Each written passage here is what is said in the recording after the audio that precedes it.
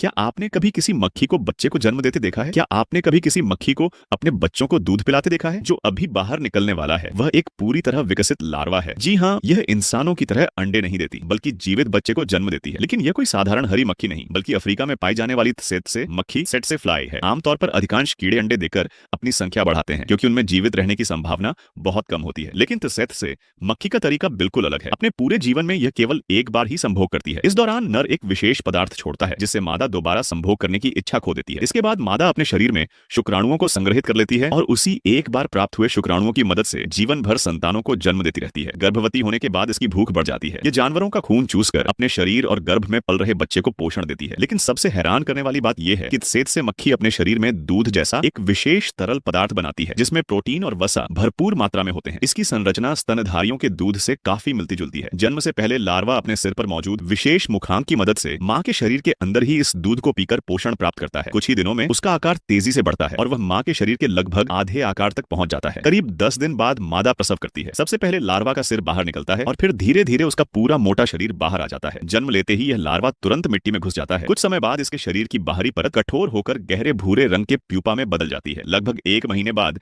एक नई त्सेत्से मक्खी उस खोल को तोड़कर बाहर निकलती है। वह अपने हल्के सिकुड़े हुए पंख फैलाती है और जीवन के एक नए चक्र की शुरुआत करती है।